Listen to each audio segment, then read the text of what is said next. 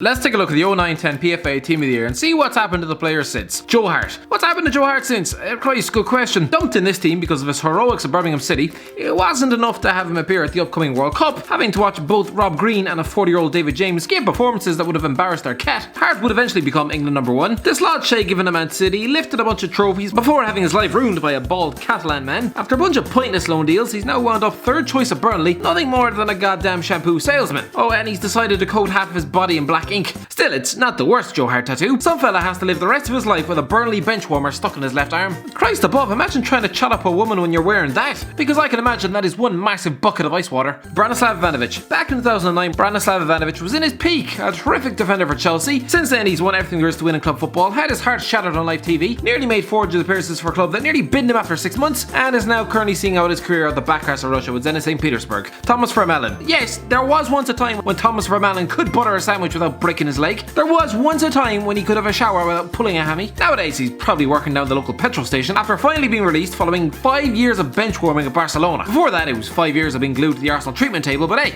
he scored 8 goals in his first season, including 3 in his first 2 games. Richard Dunne. This was the first season Richard Dunne had spent away from Manchester nearly 10 years, after being unceremoniously dumped by the new regime at City in the summer 2009, despite scooping the club's Player of the Year award for the previous 4 years. It's a bit like in The Wolf of Wall Street, when Leonardo DiCaprio traded in the old missus for a new, shinier model as soon as he found a couple of bucks. Dunne left Villa in 2013, wound down his career at QPR, feasted on a plate full of Russians, and now lives in Monaco, occasionally working as a punter for BT Sport. Patrice Evra. What hasn't Patrice Evra done since 2009? Saw out another 5 years at Old Trafford before the mere presence of David Moyes scared him off to Juventus, where he played another Champions League final before signing for Marseille, kicked a fan in the face, and ended his career at West Ham, having finally gotten over his fear of David Moyes. Either that, or he was just the only man on God's green earth bothering to deal with a left back who'd just been banned for assaulting a goddamn spectator. Antonio Valencia. Fair play to Antonio Valencia, considering he was arriving from Wigan Athletic. This was probably the most underwhelming replacement for Cristiano Ronaldo. He'd go on to break his ankle, turn into a right back, and see out 10 years at Old Trafford, only leaving this summer for LDU Quito back in Ecuador. Cesc Fabregas. The writing was always on the wall that Cesc Fabregas would leave Arsenal for Barcelona, and he did in 2011, arriving at the worst possible moment,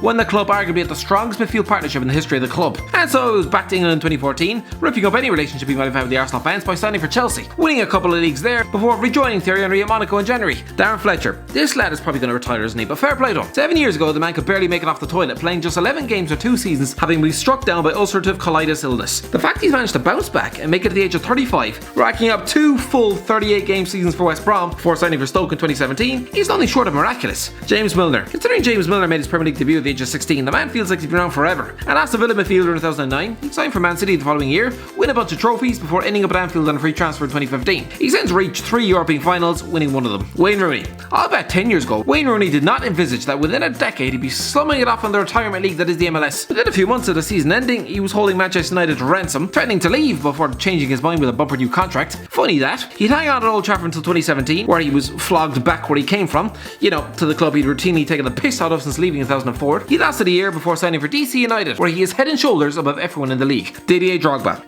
This was by far Didier Drogba's best season on the Chelsea kit. 37 goals in 44 games, outstanding. But he'd save his best moment for last, with his final kick in a Chelsea shirt being the Champions League winning spot kick in Munich. I'm choosing to ignore that one season he returned 2 years later, scoring 4 league goals. He's since played for Shanghai Shenhua, Galatasaray, Montreal Impact and Phoenix Rising, and has now become the Vice President of Peace and Sport.